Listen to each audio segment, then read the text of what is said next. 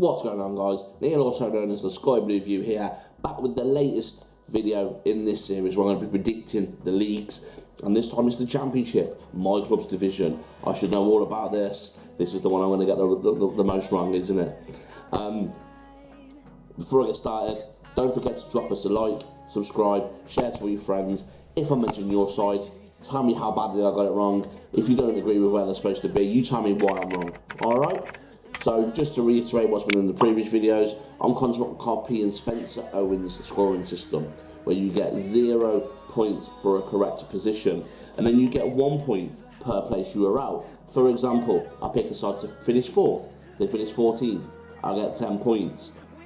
Like golf, lower score the better, and I've given myself a cheeky little rule on the side, my little wild card. Now, if I guess the playoff final winners, I can take 5 points off my total. This could be massive come the end of the season. Let's get into it, shall we, and see who I think is going to finish top, middle and bottom of the Championship. Now, in 24th, being relegated, going straight back down to League One, I've got Rotherham. Rotherham have lost some massive players to Sheffield Wednesday, mainly, and I think they're really going to struggle to bounce back. They struggled last time they were in this league, and I think the league's got tougher since then. So unfortunately, I think Rotherham are going to be the whipping boys a little bit this year, and I think they're going to go straight back down. Joining them, Reading. Thought they were poor last season. If it wasn't for Derby's points deduction, I think they definitely would have been in the relegation zone. Key to them is keeping Yeadham fit, keeping Lucas Zhao fit. I mean, it depends on these signings and getting. They brought Paul Ince in, they brought Shane Long back. I know he's a cult hero at the club, but he's not exactly a massive goal scorer. Insert caption here of me reacting to this in 9 months' time when he wins the Golden Boot. Tom Ince, yeah, he just seems to get about it. Sam Hutchinson's a good signing who they've brought in. They had a good 10, 11 players on trial the other day. So I'm intrigued to see how they get on. I just think it's going to be too much for them. They weren't great last season. I know they had the points deduction, which I don't think they've got overhanging them this year. But I just don't think it's going to be enough. And I think, unfortunately, it's going to be a season too far for Reading. And the last team to join them getting relegated, and I'm going to get some stick for this. I know I am. It's our old landlords, Birmingham City. Birmingham were poor the back end of last season in the Lebo, yeah. Fair enough, the takeover looks like it's about to happen with Maxi Lopez, which is brilliant, you know, better than that clown that was on TalkSport.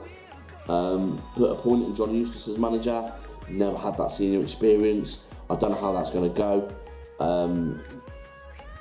They've lost some key players, can't see them replacing them. Wow, you know, especially while all this takeover stuff's looming over their head. So I think they're just going to fall short. And surviving by their skin and their teeth, I think, is Wigan. A lot of promoted clubs think they're going to come up and smash the league to pieces. And, you know, Wigan had a brilliant season last year. One thing that made me change my mind, I did have them going down, but they've just signed Nyambe from Blackburn on a season deal, and I think that's a phenomenal signing for the right back. I get it's a right back, so you think, Neil, how that's going to make too much of a difference, but he's such an attacking outlet that he can really create goals. And if they keep, some of the attacking players they've got, Will Keane, etc., they'll do well. But I don't think they'll do well, as well as some of their fans think. 20th, I've gone for Cardiff. Now, they've gone out and signed 558 players, I think it is, and I've heard of 2 of them. I don't think they're going to set the world alight. I think they're really going to struggle this year. And I think they'll step by the skin of their teeth. And this brings me on to one of my big... Again, the next 2 are going to be sides that either leave me with egg on my face or I'm going to get dead on and people are going to say I'm a genius. Honestly, I've got Swansea. Now, I really like Swansea. Last season, I was a big advocate of how they played, but I think they lose some key players. They've already lost Flint Downs. There's rumours that Patterson's either going to go or sign a new contract. Joel Pirot's still there for now, but you know, as that transfer window starts ticking, someone's going to take a gamble on him. There was rumours that Leicester was sniffing around him. And they deserve to be in a relegation fight with those two kits. Worst kits ever. Said it. Sorry. And in 18th, I've got Sunderland. Now, Sunderland fans are going to come for me. One, because I'm a COF fan and for some reason they don't like us. And so I'm going to be left with a bang on my face. We're going up their first game of the season. And I'll say it in this video and I'll say it in plenty more. I think we will lose that game. I think Sunderland will win the first game of the season. But I think their fan expectation will be a bit too much. They've recruited okay. No massive names that you'd expect from them, although they have splashed £10 million on Jack Clark, if you believe reports. Obviously, they've still got Patrick Roberts there, which, you know, huge. The Loch Ness drop is still there. They've still got a very good squad, but it's a League One playoff winning squad. I think they've done enough just to kind of get them enough to survive. There's still time in the transfer window. They may surprise us, but I think 18th is a fair shout. 17th, everyone's favourite away day, Blackpool. Again, a lot of this will depend if players stick around. Josh Bowler is the perfect example. Lots of talk that he may be moving on. Had a great season last year, great fans, but I can see them having a bit of a second season syndrome and being down towards the relegation zone at some point. They'll have a good run and they'll end up being, you know, pretty much mid-table. I've got Bristol City in 16th. I think Semenyo is going to end up going before the end of the season, before the season starts, and that will cause them massive problems. Andy Weimann may go as well. You know, two players who created a lot from last year. They've made a couple of good signings, bringing in your right back Kane from Forest Green. I think had a great season last year. Naismith from Luton's a brilliant signing at this level. I just don't think they've got enough. Transition season for the next three clubs. QPR, I think are going to struggle. I had them as one of my favourites last year, and I think they gambled and it didn't pay off. So I can see QPR. They've got Michael Beale as their gaffer. Signed Jake Clark-Salter, who we had on loan last season. I was gutted we didn't get Jake. But I don't know. I think they're one of those sides that I can see the vultures coming for their players before the transfer window's out. The likes of Elias Chair, Jimmy Dunn, Rob Dickey. You know, they've got some very good players, and I can see people trying to look at them. What an away kit as well, by the way. Just going to throw that one out there. QPR, done well. In 14th, I've got Blackburn. Now, Blackburn, I think, will have a bit of a hangover. They've lost already. I've mentioned the ambient right back. They've lost Lenihan at centre half, who was captain, correct me if I'm wrong, last season to Middlesbrough, who was immense. They've lost Rothwell from the middle of the park. Rumours that West Ham are coming in for Ben Barris and Diaz. They are massive, massive players for Blackburn, so I can see them really struggling. One thing I think that does do is it allows these new players that John Dal Thomason will bring in to flourish, and I also think it gives the likes of Bradley Dack a chance to prove his fitness and be pivotal. In the game at the CBS, which I did a match day vlog, you can see on the channel, Bradley Dack came on in the second half, scored within minutes of coming on, and he's shown it. He's still got it. What a player! So hopefully he gets back fit, but I think it's a bit of a rebuilding season, transitional season for Blackburn. Their Lancashire rivals, Preston, I think are going to finish in 13th. Some brilliant signings under Lowe already. They've brought in Woodman on a permanent, which I think is a phenomenal deal, and they had a bit of momentum last year. I just think they're the perennial underachievers, Preston. You know, they've been in this division longer than anyone that I know, and I don't know. I can't see them. I can't see them doing well enough. The side that's going to have the biggest hangover from last year, Huddersfield, I've got finishing 12th. Sorry, Brad. Losing Toffolo, losing O'Brien, losing in the playoff final. I think, it's a bitter pill to swallow, and I think they'll struggle. Not too bad, but a comfortable mid-table finish. Obviously, the manager's gone. They've got Schofield coming in, who's an untried manager. I just think it's a real season of change for Huddersfield this year. Millwall in 11th. Again, some good signings by Rowett. Benicophobe's gone on a perm. They've got George Honeyman in from Hull. Players who know this level.